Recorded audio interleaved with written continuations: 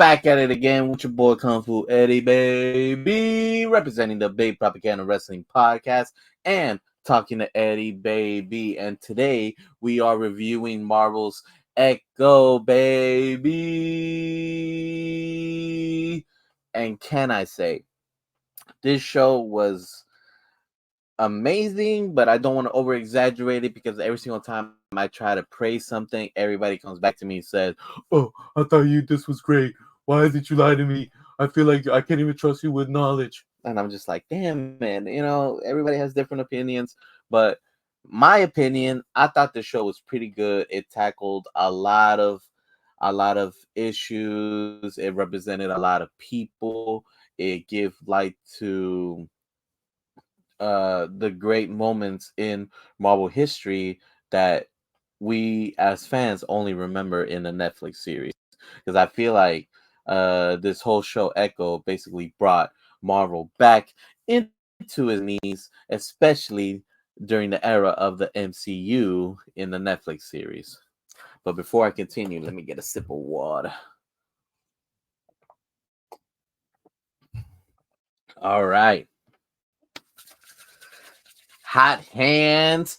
Well, let's get started. Episode 1, Chafa.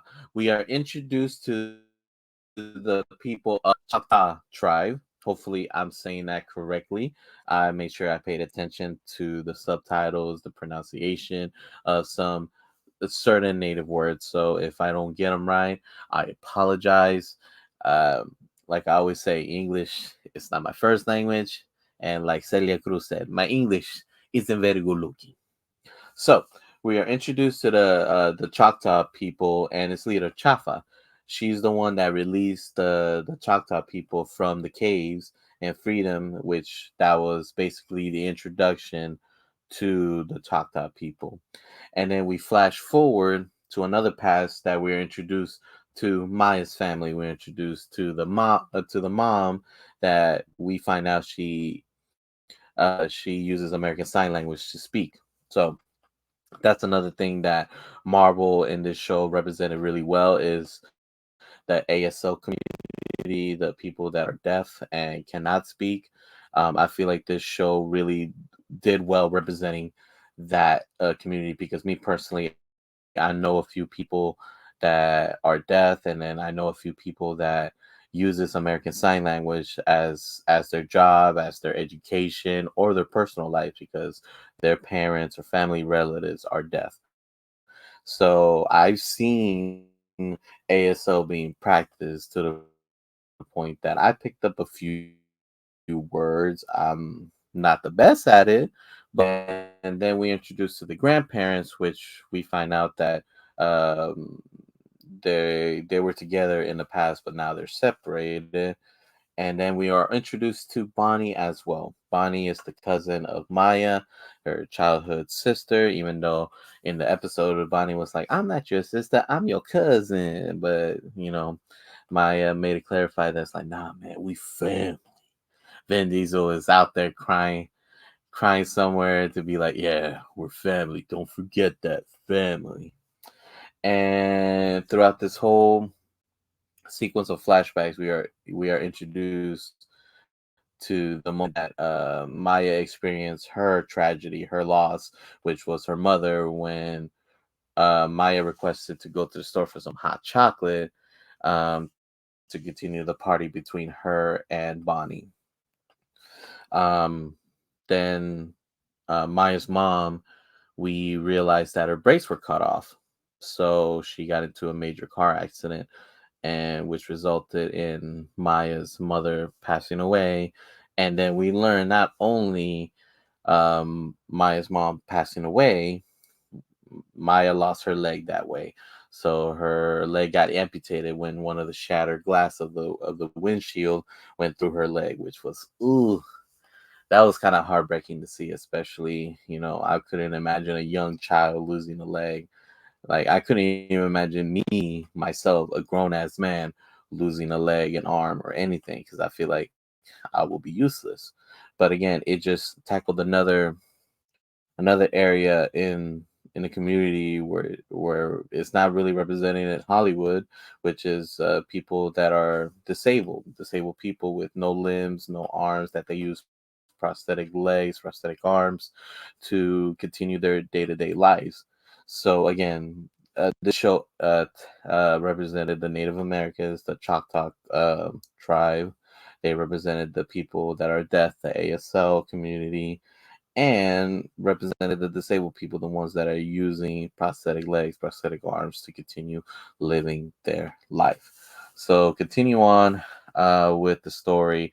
The family are in the hospital trying to break the news of to Maya that her mama passed away, and that's where grandma disowned the father, and because grandma disowned the father, she technically disowned Maya Lopez in the process, which is kind of trash at her end. But again, no family is perfect. I think I could speak comfortably enough that there's moments that me, myself, and some of my family members, we didn't speak for a long period of time, which sucks because it's one of the most important things in this journey that we're all living with, that we need to have that support. And who supports you more? Your parents. But who supports you the most and very behind closed doors? I will say grandparents. And I will not only am I my mama's boy, I'm definitely a grandma's boy, especially on both sides of my family. So we learned that Papa Maya got a job in New York, which resulted in flashbacks that we saw from Hawkeye. So the flashbacks from the Hawkeye series shows mainly center around Maya's experience. So we were flashback to Maya and her father doing the puppet show, um, basically with their hands. I forgot the name of it. I don't know if it is puppet show, but it's basically shadow puppets. There you go. There you go.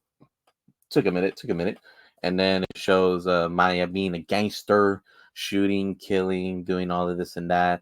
And then we found out that Kingpin found her when she was doing I forgot what she was doing. Let me look at my notes. I'm gonna push my glasses, my imaginary glasses. Basically, oh yeah, she was stealing a motorcycle, and she got caught, and then Kingpin come to the rescue. And typical Kingpin manipulation tactics, he manipulated her to for his own gain. So he hired her to do some jobs, and before she does any of those jobs, we flash back a little bit to her first job, which was taking down a bunch of criminals that are trying to take over Kingpin's um, was it territory? There you go. And everything was going fine. The bad guys were beating up the other bad guys. And who comes in swooping out of nowhere? My boy, Daredevil, baby. Look at it with the black and red. Yo, this is proven that Daredevil is the most popular MCU character in my opinion. I personally love Daredevil. I love Matt Murdock. And before I continue with this, I forgot to mention that during the sequence of criminal activities, Maya struggling with everyday, basis. This was during the Blip era. So as we know from the Hawkeye series, during the blip, Hawkeye went to Ronin.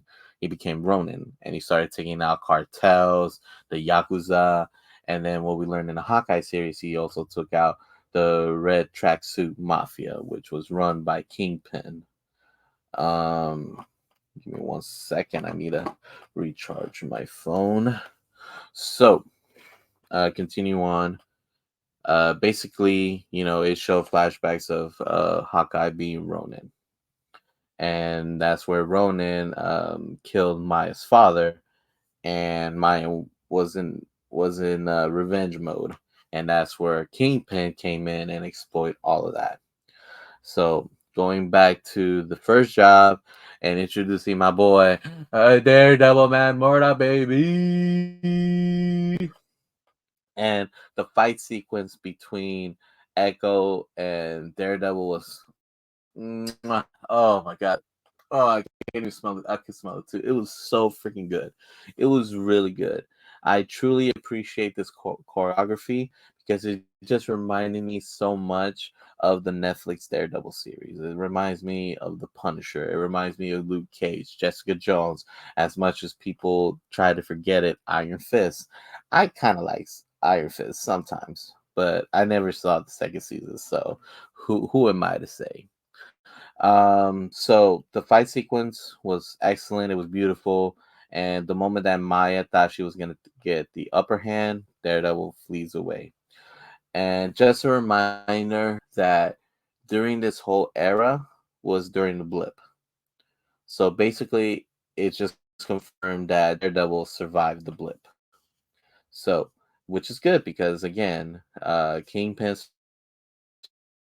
survived the blips, meaning during the blip, there was a lot of taking over New York City, and who was still there? The Devil of Hell's Kitchen, Daredevil. So we continue with the flashbacks between Maya's life and Kingpin. Basically, Kingpin grooming her for his basic necessities. Then we go to present time, which Maya was running away from New York, and after she, blasted Kingpin's face. I don't want to say the other word, but I'm gonna say blast. It's a good alternative. Anyways, so she's running away after she blasted Kingpin's face. We find out that she's injured, that she got shot. So, and she's riding a motorcycle from New York and towards Oklahoma. I think it's the Tamaha County, which is that's where the Choctaw tribe, the people are stationed at. That they're that's where they established their community. Um, we are continuing on to the journey, and then we're introduced to Biscuit, which is basically Maya's cousin. Then we introduced to Henry Black Crow Lopez, which is the brother of Papa Maya, my bad, aka Black Crow, and then we see adult Bonnie as well. And during that whole sequence, we are slowly getting vengeance towards Kingpin, and with Kingpin waking up in the hospital, um, and we realize that he survived the blast in his face, especially that Maya took out her left eye, which, I mean, if I don't know if they did that on purpose, because I'm a big TLC fan. So shout out to Lisa Left Eye Lopez. So they probably did like, oh, let's just shoot him in the left eye. Who did it? Lopez. So it was probably a happy accident, or maybe I'm just reading too deep into it. Episode one, I'm definitely gonna rate it as sweet memory lullaby. It's like that lullaby that will remind you of the past. So especially the fact that we got to see Daredevil for episode one. I hope we see him in the rest of the episode. I know we're gonna see Kingpin because this whole beef is between Echo Maya Lopez versus Wilson Fisk Kingpin. Alrighty, moving on to episode two, which is Lowak. We learned that Lowak is basically a Native American woman from the Choctaw clan. Why am I saying clan? I'm so weird. From the Choctaw tribe, and they're playing what looks like a native version of lacrosse. I don't know the proper name of it, and if I even try to mention it, I won't even try to pronounce it correctly. So it's the Native American version of lacrosse. They were in 1200 AD, Alabama. And in my notes, I put Alabama before the Rednecks look really beautiful. That's my little joke. So, Lowak is one of the players represented. She's in part of the red team, and they were winning 5-1.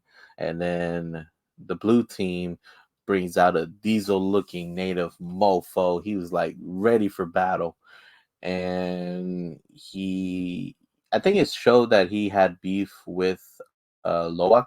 So basically, like they were eyeing each other. I guess they were rivals. Um, so because of the diesel looking native, they picked up the score, and it became 9-6,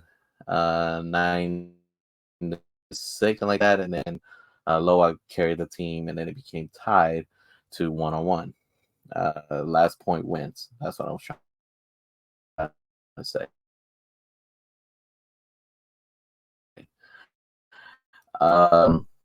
Moment Loa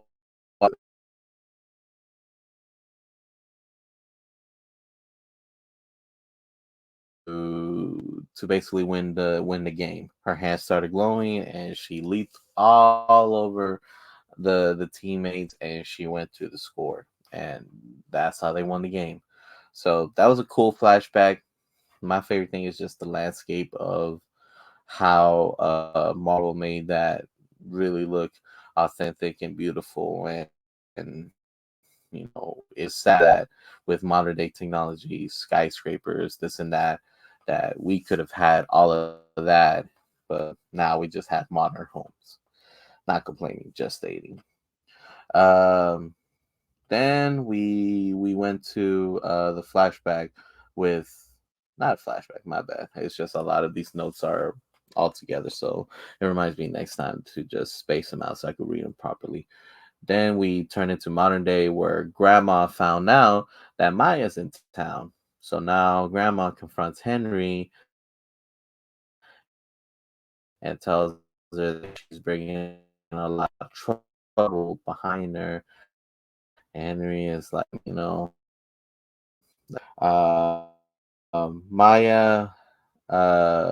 asked Biscuit for some supplies because again she's trying to stay low profile, but when you're in a small town, people are gonna see you and they're gonna gossip. That's what I mean. Personally, I will never move into a small town with dirty secrets. Um, and then Biscuit came in and brought her all the supplies, and she asked for more supplies. And then Biscuit went to Grandpa's pawn shop. That's where Grandpa's at. Grandpa is selling this native I think it's like a pottery or something like that, and he was banging on the table to a bunch of white people.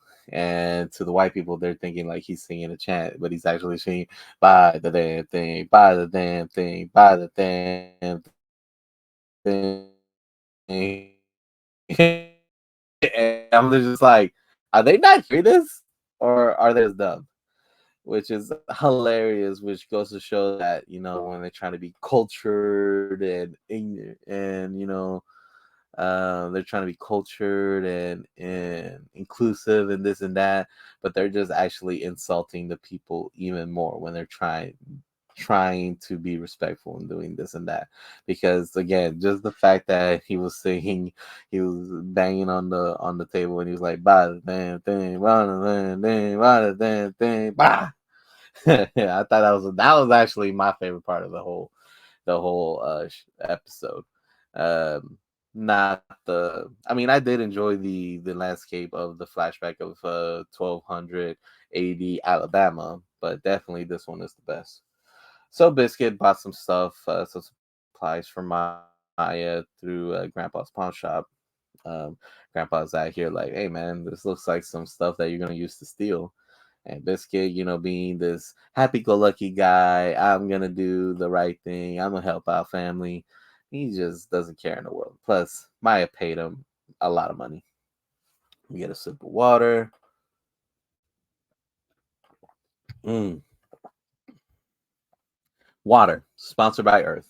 Anyways, so Maya asked Biscuit to join her in this little adventure. She wasn't really specific about it, and then come to find out, she brought Biscuit into a train heist, which was crazy. The action sequence was pretty good. Um, you could tell that she was very determined and ready to do whatever she was planning on doing. I forgot to mention on episode one, basically, Maya asked Henry to join her in her conquest to take over Kingpin's empire, but Henry refused this because, as we all know, Kingpin is a scary mofo. Even in the hospital bed, he still brought that presence that, hey man, shit's about to get real, son. Um, we found out Lopez basically runs a train cargo for Kingpin for his weapons from Oklahoma to New York, and Maya, she did a train heist to either steal something for or whatnot. So she was doing this and that, and she got into one of the cargoes. Cargo was heavily guarded by two guards. Which, if you're exporting weapons, you better make sure that they get to point A to point B. I'm not a gangster. I'm not a thug. I'm not a corporate guy. But I feel like if something very valuable and important is transporting from one side of the world to the other, I want to make sure that it gets there safe and sound. And she opens the box. We didn't see what was in the box. Basically, they did a whole Pulp Fiction thing. She lifts it up. You see her the face glowing red, but she closes the bag. She escapes the cargo. She was about to jump out of the train, and then her prosthetic leg gets caught within the train. I want to say like hinges or the thing that connects the cargoes with her prosthetic leg gets caught. And when her leg got caught, she was panicking. She was freaking out. She was trying to free herself, and then she got the flashbacks with Loak and her images and this and that, and then same thing with Shafa's images. And her hands started glowing, and she pushed off the cargo to free her prosthetic leg. She was very confused. I was confused because I'm like, oh Lord, they're gonna bring magic to a street level character of Marvel, and I'm just like, it's cool, you know. I just prefer like magic between the magic area, the science between the science area, and street stuff to keep it to the street level stuff, because my like I said with Daredevil, he is a full developed Catholic. He believes in God, and then I just want to see the day that he meets Thor and he's like, wait, you're a god? Wait, there's more gods? Wait, what about my god? And Thor be like, your god does not exist. I am the god of thunder. There's a Zeus, the god of lightning. And it's just I would love to see Matt Murdock just loses this shit. And if he speaks to anybody from Wakanda, his belief through the spirit world. So continue on. She escapes the train, and Biscuit was like freaking out, like, "Oh my god, like all of that. I hope it was all worth it, whatever you're stealing." And she's like, "Stealing? I didn't steal shit."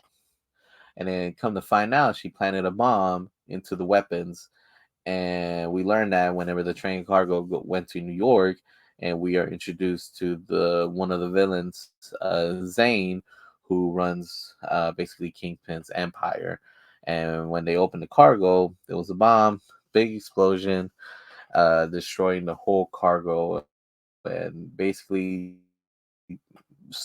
sent a very strong message to Kingpin. It was one of those great explosions. Visually, it was pretty cool. I just hope nobody got hurt. Only the bad guys. Screw the bad guys. Anyways, so um the truck got damaged. Grandma sees Biscuit driving the truck all damaged and stuff, and she's just like, that boy mine, he is no good. Um so Biscuit is in the auto shop trying to get all the repair stuff, and he's trying to sell his PS4, which cool. I don't know who's still playing with a PS4. I thought we were moved on for that. I thought we were PS5 with Amazing Spider-Man. Guess not. And then Bonnie overhears the radio, and um, Biscuit accidentally drops Maya's name. Basically, Maya's in town, and then Bonnie is just like, Where's Maya? This and that, this and that." So she wants to know where's Maya so she can see Maya. Copious note. Uh, Henry comes in and confronts Maya of what she did because again, because of that explosion, it's gonna look bad on him and it's gonna affect his business. So he's, upset with Maya because he reminds her that because of this illegal stuff, anybody that being in danger because of her actions. And she just ignores it. She starts shooting at the swing set with her and Bonnie used to camp out in when they were kids because it shows flashbacks. Then it shows flashbacks of Lowak, Shafa, the women of the Choctaw tribe, and then it showed a new woman which we didn't get her name. Hopefully in the next episode we will, and we actually did. So I'm putting it all together. Um, this episode was pretty cool. Wasn't my favorite, but it was still nice because it basically established that Maya is still in her old habit ways. So basically, this episode rated your burger, and he still gave you pickles. That's my episode rating. Alrighty, continue on to episode 3, title Too Cool. We find out that these episodes are named after ancestors of Maya Lopez and the Choctaw clan. So good to know because this new ancestor, Tukol, basically belongs to the Light Horsemen.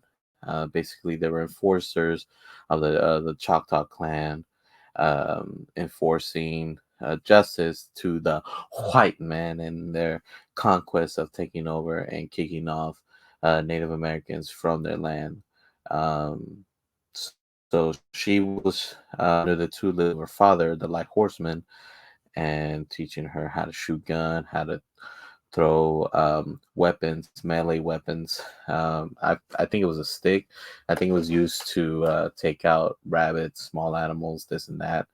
And she basically told her father, "Hey, I'm ready to be a light horseman." And basically, back then, you know how sexist men were, how men are still sexist. I'm guilty of it. Anyways, she basically said like women are giver of life, not takers. And she clapped back and said, how can I give life if I can't protect it?" Which was pretty good clapback. And while she was basically in her own little world trying to compliment between being a warrior, and we learned that when Native Americans, especially men, braid their hair as their representation of being warriors, that they're ready for battle. And that's what she did. She braided her hair. And then come to find out with Maya Lopez, she always braids her hair every single time she goes into battle. So good little tidbit.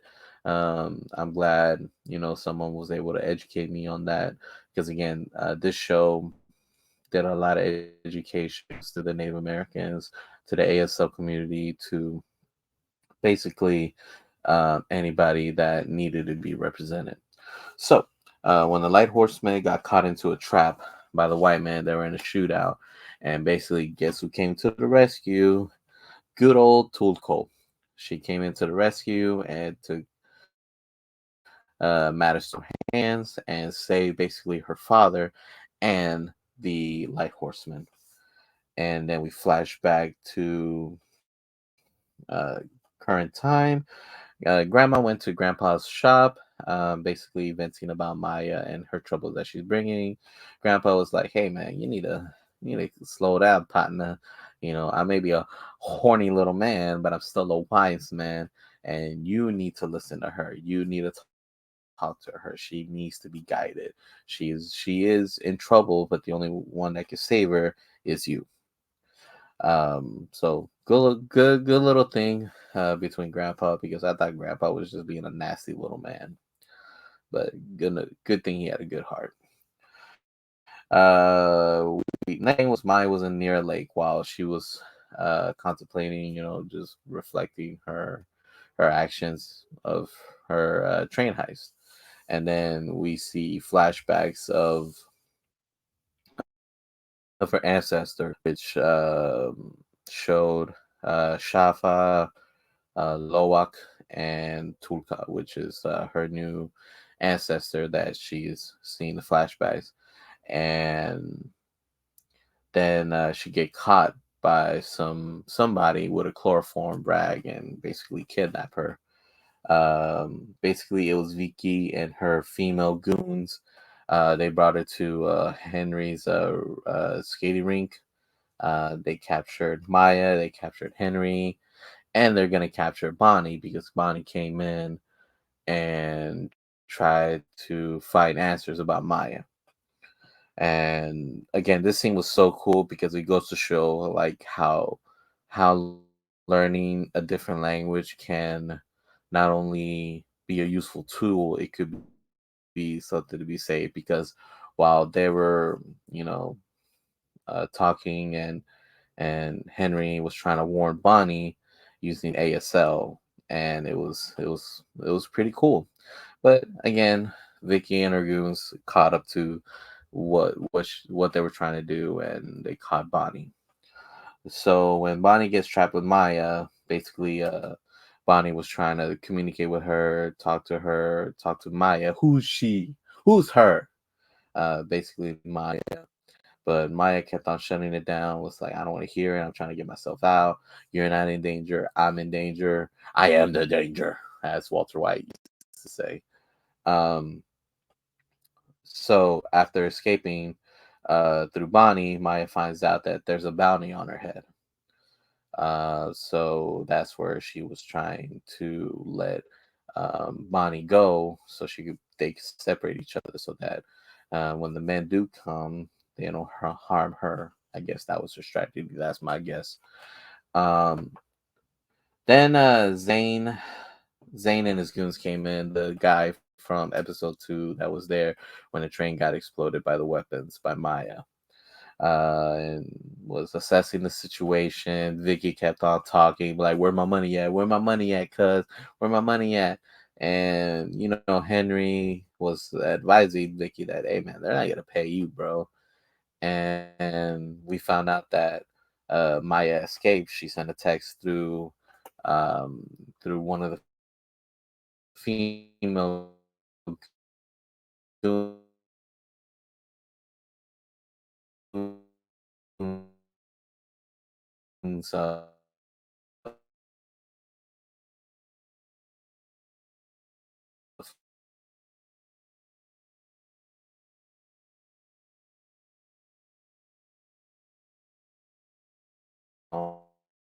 to the other female and to Vicky. Looking at my copious notes. Looking at my copious notes. Alrighty, let me get a sip of water while I continue this review. So, once Maya escaped, she confronted Zane and the goons using the Rob Zombie song. I forgot the name of it, but I know it was the Rob Zombie song. And it was another great uh, callback of a Netflix Marvel fight sequence. It was beautiful choreography. It was a lot of action. It was a lot of deaths. It was a lot of kick ass. You could tell that Maya, even with being deaf and basically having one leg, she could beat up guys that have all their senses, all their limbs, and she could whoop ass, which is magnifico.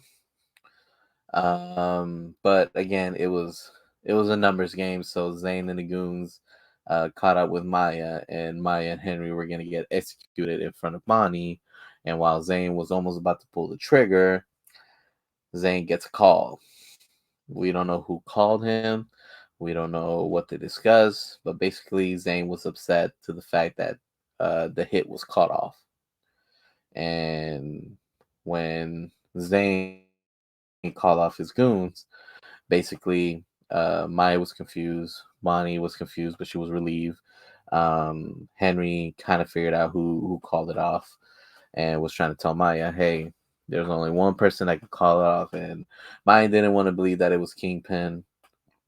But as an audience, I picked it up. I knew it was Kingpin. It had to be. Because Zane shows that type of attitude that he's a careless thug, that he will get the job done by any means necessary. Maya and Bonnie were talking, and basically, Maya was trying to apologize, but very passive, like, "Hey, you got caught. I'm sorry, this and that." And Bonnie was just like, "Hey, like, I'm still here. We're still family. I'm trying to help you. You just got to communicate with me." And basically, Maya was like shutting it down, like, "Hey, man, I don't need this. I don't need your help. I'm an independent woman. I'm an independent Native woman with one leg that's deaf. I could handle myself." Um, but PSA, we all need help. Trust me. Just find someone that you trust and they will help you. Um, then we go to flashbacks. Not flashback. Because there was a lot of flashbacks in this episode, in this scene. And we go to the next scene, my bad. To Grandpa coming in and gifting Maya with her new prosthetic leg. And he gave her a piece of like an amulet or something like that, something that's attached to her leg.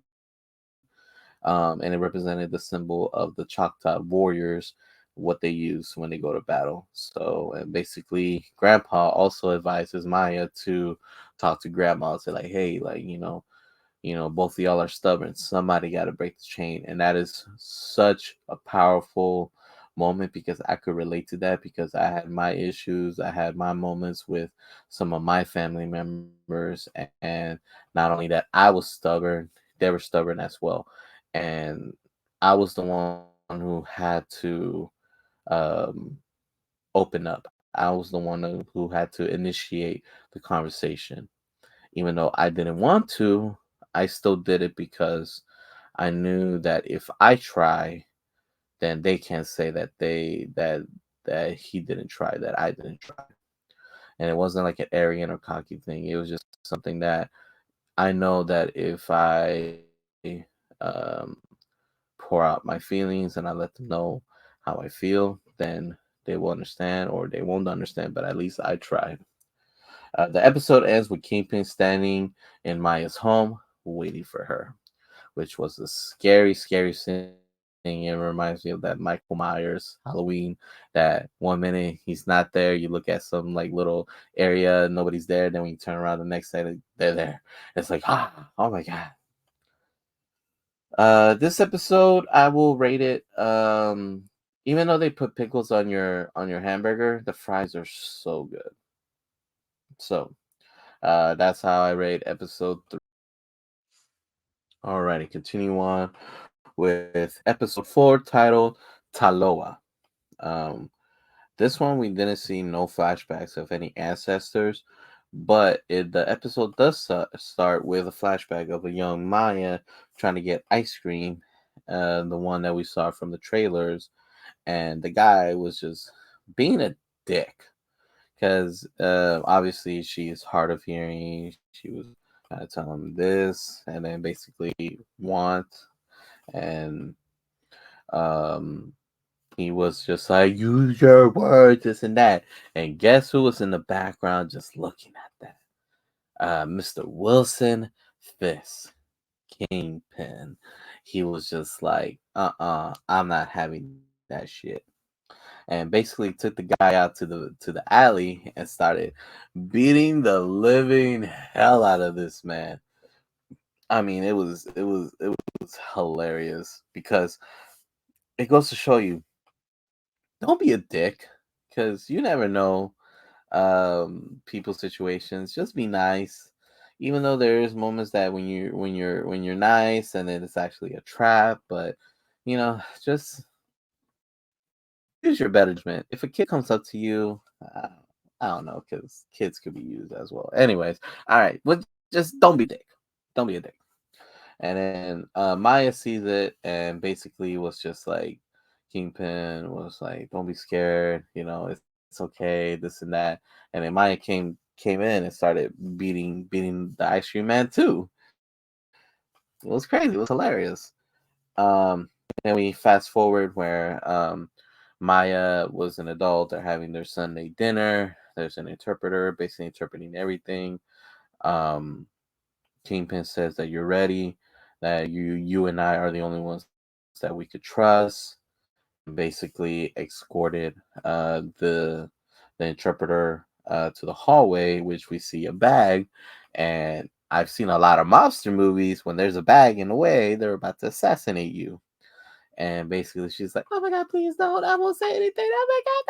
Boop, boop, boop, boop, boop. Basically, took her out. Which that kind of sucked. Because again, it goes back to the fact that I feel like this world could use a lot of interpreters, ASL interpreters. That I mean, you took out one. You could make her sign an NDA or something. But then again, it is Kingpin. He is a gangster.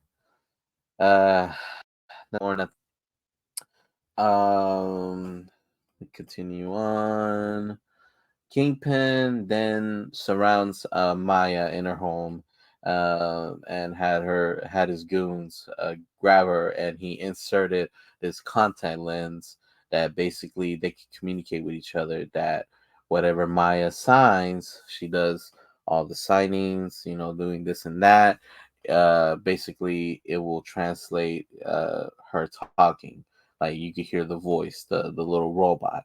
And whenever Kingpin talks, she could visually see the signing, the doing this and that. And hopefully I'm not signing nothing bad. I'm just moving my hands. That will suck if I'm doing this and then the ASL person was like, so I apologize. I'm sorry. There you go. I remember that one. Thank you for subscribing. Anyways, so it was a pretty cool technology, and I wrote down, Elon Musk, Bill Gates, someone, please invent this technology. We need this. We really will need a technology like that. Maya's very hesitant about Kingpin and the Sunday dinner that he offered. She pours down the wine. She's not eating anything. When the knife dropped to the floor, both of them hesitant to grab it because, when you're both evil criminal masterminds, who wouldn't not fall for that? Then Kingpin tells her that if you want an empire, you can have it. You just need to join me. You just need to come back to me. Basically continue on with the Jedi mind tricks, trying to persuade her to do something that she doesn't want to do. She wants her own path and she wants her own legacy. Um, then that's where Maya, said that this is over, and Kingpin leaves. And we cut scene to Henry and Maya, where Henry tells her that, hey, like, you do not mess with Fisk, this and that. And she says that, well, he's offering me an empire. And it's like, don't take it. But then Maya was like, why? You don't think I can handle it? And he's like, no. The scary part is that you can, which goes to show how much Henry believes in Maya and her own abilities, that it gets a little bit scary, and just by the thought of Maya ruling an empire. Um, goes. Grandma is in the festival, trying to decorate for the powwow festival. Hopefully, I say that correctly. Hopefully, that was the proper festival name, because I did see powwow somewhere, but I totally forgot. And then herself and Maya get flashbacks of the ancestors, basically Shafa, Lowak, and Tulko, and basically are seeing these flashbacks. And Henry does what Henry knew from the beginning, is to bring these two women together. And can I tell you that this scene in episode between Grandma and Maya Lopez was very powerful, because again, it reminded me of my issues with some of my family members, and when we had to sit down and talk it out and we hashed out how we feel about it. And it got to the point that, I had to tear up a little bit, because it was very powerful. Even in ASL, both women perform amazing. Their facial expressions, which is, I know, is a big part of ASL, their facial expressions, um, was immaculate. It was perfect. um, hmm. Let's continue on. Grandma tells the story of her giving birth to Maya's mom, which we found out her name is Taloa, which basically what this title comes from. So now it makes sense of the name of the title, because Taloa is basically Mama's name. And then Grandma says that tells Maya that your mom was a healer.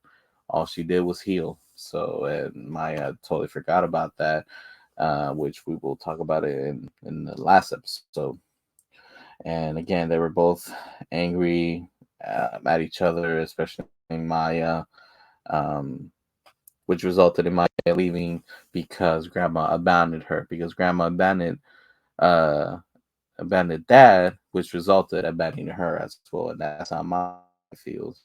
And then Grandma, feels kind of bad that she went to the basement and sees this beautiful uh, Native American Choctaw dress, which was pretty cool. And then she started redecorating it, even to the point that she went to grandpa's pawn shop. I was like, hey, like, that sewing machine that I sold you, like, do you still have it? This and that. And come to find out, horny little grandpa still had it, because he knew that she was gonna come back. I love me some grandpa. He's a hilarious dude. Um, then continue on with that whole scene. Maya went to Kingpin hotel room, because Kingpin said that he'll be at the Choctaws casino, and that's where she confronted him. Um, and was like about to finish him off. And he's like, "Do it, but don't use the gun. Use the instrument that killed my father." So we found out, in Daredevil, I think it's season one, where a young Wilson Fisk basically, killed his father using a hammer, which was the weapon of choice. And he shows that weapon to Maya, because basically he just stated that this is the weapon that I used to kill my father, and since I'm a father figure to you, use that to kill me. And basically started tempting her to kill him with the hammer. And she's just like, no, I refuse. I'm good. I don't need this. And basically just um drops off and leaves. Sorry, I'm getting a phone call from the homie Front Row Phil, because we're about to plan out either an exercise or going to the park. Anyways, so continue on. Flashbacks of more Maya's memories.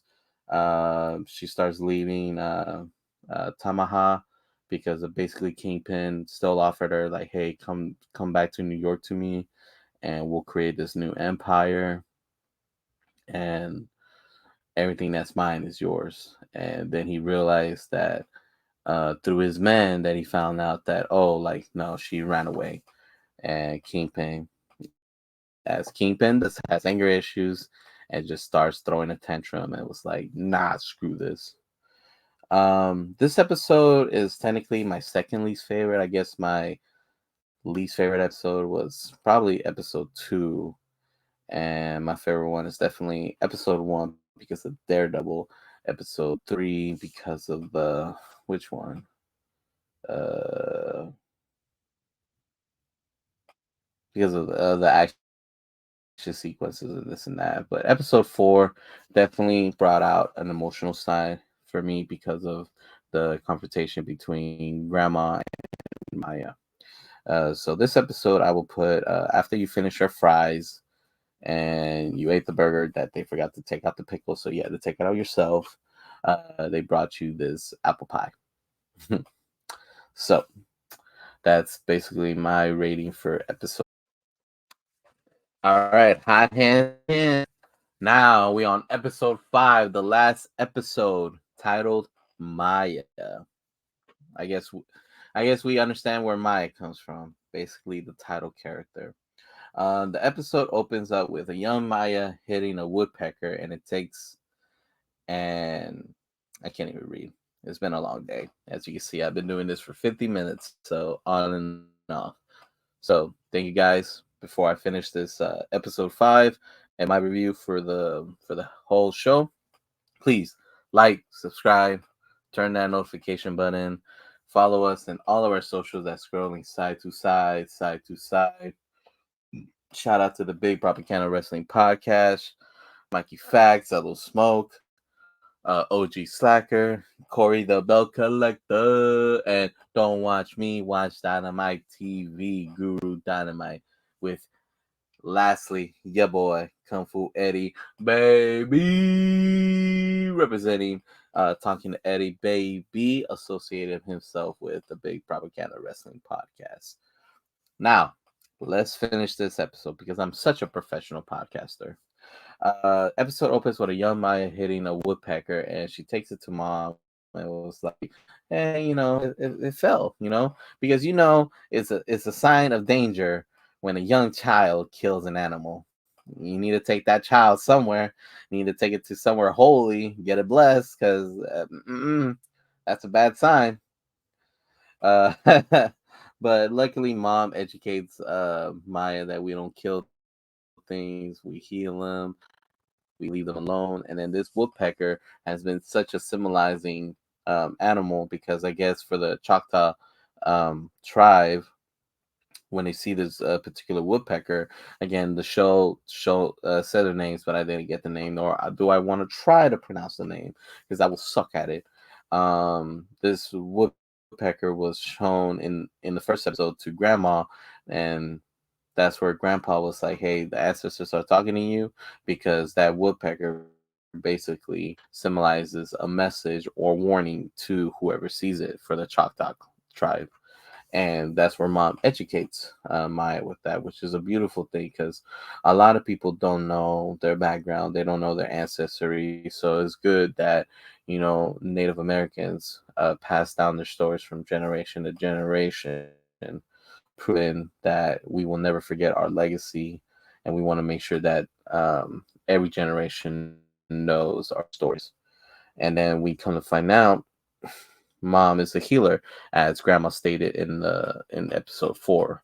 Hopefully I mentioned it, hopefully I didn't, because again, Solo Jones episodes, Solo Jones review, it's kind of difficult and you forget what you talk about. So she starts healing the woodpecker, and then it flash forwards to the car accident in episode 1 when Maya and Taloa, the name of Maya's mother, were in a car accident, and then it goes back to current times. And the following scene, we see Kingpin. He found Grandma, so he's like, "Oh, your necklace. That's ASL, correct?" And she's like, "Yeah, I have a granddaughter, this, that. Oh, I have a niece." And he know damn well that's Maya's grandmother.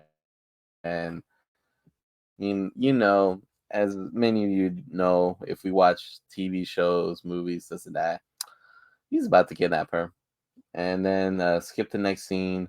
Maya is still running away. She's still on the bike. She's still deciding what to do, and she takes out the contact lens that she was using for that Kingpin was using for to communicate with each other, and she throws it away. And then Maya gets a text from Biscuit, was like, "Hey, do you know where Grandma is?" And they use a different they use the Choctaw language of Grandma, which I didn't pick up. Again, don't want to say because I don't want to say it wrong. And was where's Grandma? Where's Bonnie? And that's where Maya freaked out, and she went back to Tamaha to maybe prevent something bad from happening. And then next we see Zane in the festival and basically try to park in the vendors parking, which, as we know, if there's parking for specific people, you need to respect that decision. But then again, he is a monster, he is a gangster, so we need to get ready for a final showdown in this episode. Um, Maya then went into grandma's house and basically tried to find her grandma and Bonnie. And then she went down the basement, and that's where she saw the spirit of her mother, Taloa. Which again, that was a very powerful scene. Again, ASL, such a beautiful tool, such a beautiful skill to learn for the people that cannot speak using their words, but they use their hands, their facial expressions to speak. And again, if it goes back to the fact that I love to see something without the volume, so I could really look at some people's facial expressions. So I didn't want to say I wish I could see this without volume, because it was basically without volume, because nobody was talking. They were signing, they were expressing each other, and basically Mama Maya and Taloa basically said that you've been through a lot, you have a lot of pain, you have a lot of baggage. Let me heal you. And that really hit home for me, because I feel like that's my current state in life. I have a lot of baggage. I have a lot of, mental issues. I have moments that I'm so angry that I get frustrated really easily, and I just wish that that healing process was that easy, that someone just easily touches you and just heals your problems away, because that would be awesome. I think we all need that, and that whole scene really brought the waterworks in me. Um, hmm. I gotta recompose a little bit because I'm thinking about it. All right. So after that whole healing process, Maya sees the gown that Grandma has, and she knew that it was probably meant for her, because she sees the little sun that Papa Maya had it tattooed in his neck or in his hand. I've totally forgot. Basically, it is one of their symbols of the Choctaw clan. So she knew that that suit belonged to her, because as typical superheroes, we get our suit at the end. Kingpin's men are in the festival waiting for Maya, because they knew Maya was going to show up to save her grandma, to save Bonnie, and she was disguised using her gown, and she was surrounded by the indigenous dancers, the Choctaw dancers. And can I just take a moment that shout out to Echo, shout out to Marvel for showing us the beautiful tradition of the Choctaw tribe, and their legacy, and their beautiful gowns, dresses, outfits. I don't know the proper word to say them. And just the colors and the vibrance, the music, the tradition that even in modern day 2023, I mean, well, not 2023, not 2024, um, as long as traditions and legacies are passed down from generation to generation, you you will never forget where you came from. Let's continue on. Again, the woodpecker has been a symbol for danger or message, and we see the woodpecker on top of a barn, and that alerts Maya that that's where probably Kingpin, Bonnie, and Grandma are at. Get my last sip of water. Mm, mm. Anyways, so and then Henry shows up and tries to warn Biscuit, and then Biscuit was like, "Oh, I know there's a lot of dangerous people here, but I got something for them." And we didn't know what Biscuit had. So going back to the episode, Kingpin shows up and shows Maya that he captured Bonnie and Grandma, as we know, because that's what bad guys do. And basically, they were signing in each other, basically using Kingpin was using Bonnie to translate to Maya, and was like, "Hey, like, this and that. You need to understand that this is your fault, this and that. Like, this is what it feels like, you hurting me." And Maya was just like, let them go. This beef is between you and I. You know, and again, it was just very powerful. Not really powerful as much because I feel like my favorite part is definitely the mom healing the grandma, confronting her, this and that. So, but it was still strong. So, shout out to Vincent D'Onofrio for putting a great performance with just his facial expressions. Um, then there was a moment where all the spirit of the ancestors, Shafa, Loak, Tulko, and Taloa basically backed up Maya and gave not only Maya glowing hands, but basically Grandma and Bonnie glowing hands. And that part, I was just like, okay, cool. I will believe that Maya gets her powers through ancestors. Cool, fantastic. But why the grandma and Bonnie got to get them, man? It was kind of weird, but it makes sense because why would only one woman of the ancestry get all the powers but not the other women? So it kind of made sense, but I thought it was corny seeing grandma just like punching a thug with a gun, using glowing hands. So I'm over here like, okay, cool. And then while the women were kicking ass, Biscuit had a monster truck and he ran through the van where Kingpin's thugs were waiting for the call to start massacring, and which I'm glad they didn't do anything close to that because that would be really messed up because the thugs that were with Kingpin were all white, if I remember, and they were about to massacre Native Americans. Mm, not a good look, in my opinion. So yeah, Biscuit has something for the Haloas. I think that's the translation for white people. Again, if I got that wrong, I'm sorry. If I say another bad word, if that meant a bad word, I'm so sorry. And then Henry used either a silencer or whatever, but Zane was about to use a rocket launcher to the native people, which I would again messed up. It would have been messed up scene. But luckily Henry spotted him and took him out, and the rocket went up, and then the people were like, "Oh, fireworks, yay!" And so it goes to show that Henry and Biscuit had the upper hand. Um,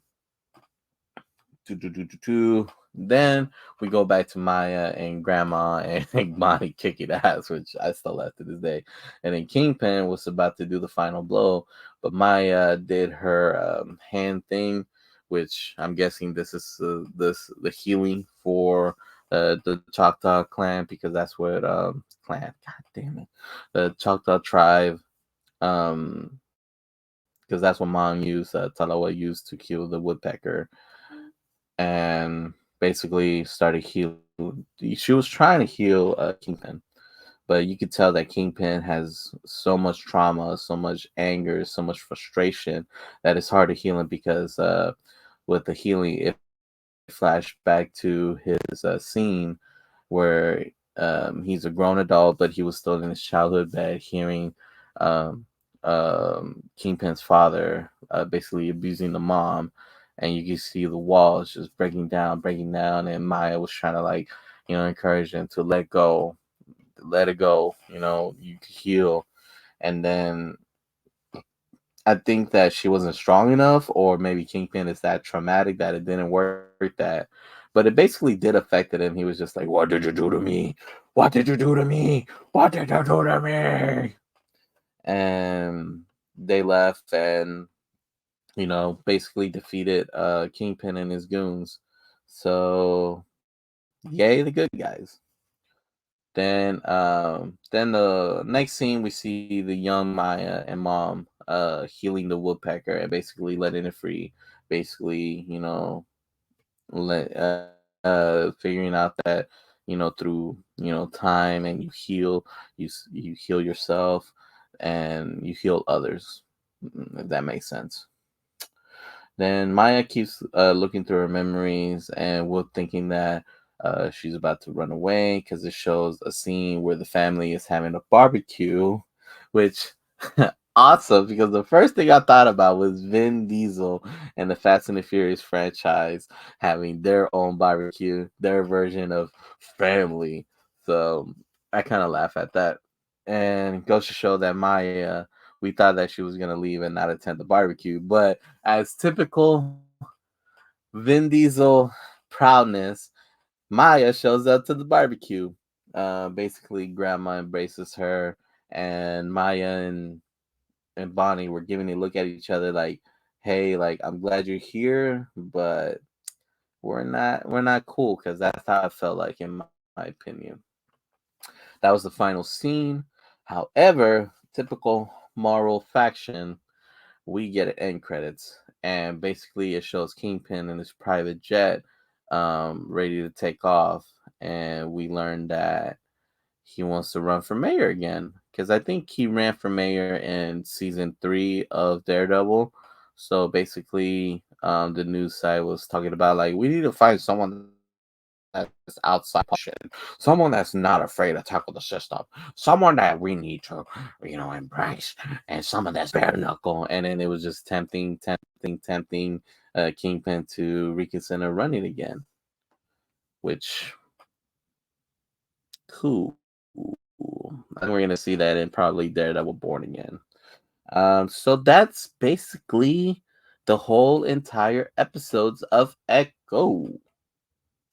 As we close this episode, for Eddie reviews, let me put a tiny little bow on it. Tell you how I feel about the show. I personally liked it. I like mostly everything. I just try to find the positive things on anything and everything I watch. If I say something that sucks, that's bad, I try to find positive ways to say it, or I just flat out, that old saying, if you ain't got nothing nice to say, don't say nothing at all. But that is not the case with Echo. Echo was really, really good.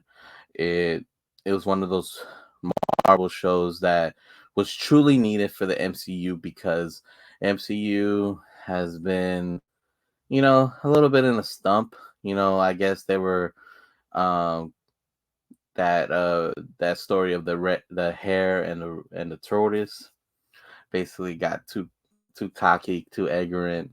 There's no competition. Ain't nobody gonna catch me. I'm gonna take my time. I'm gonna take my sweet time.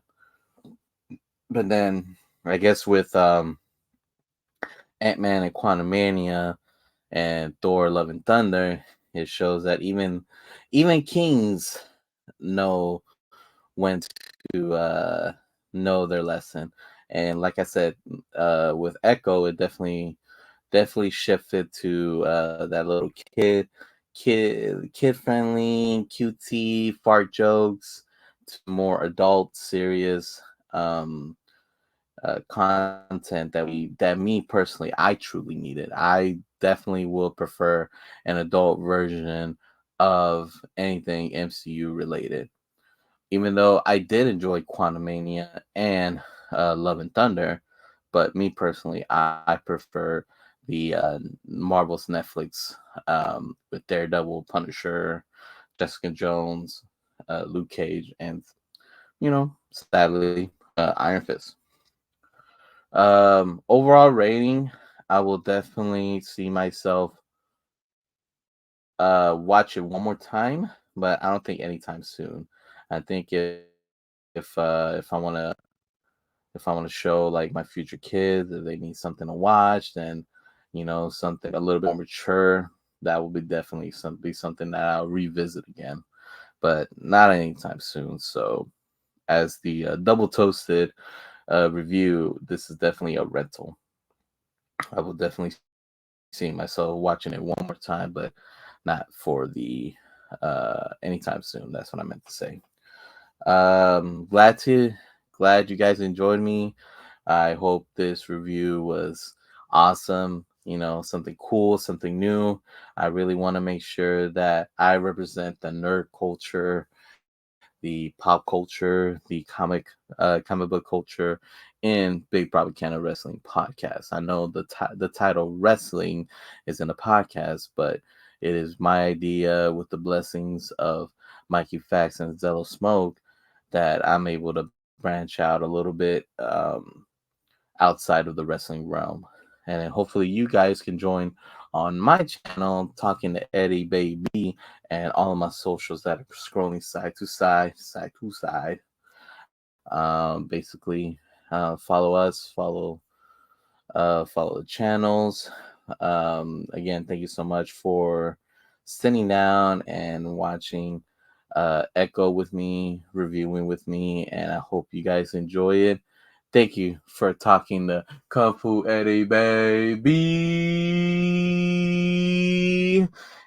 And we are out.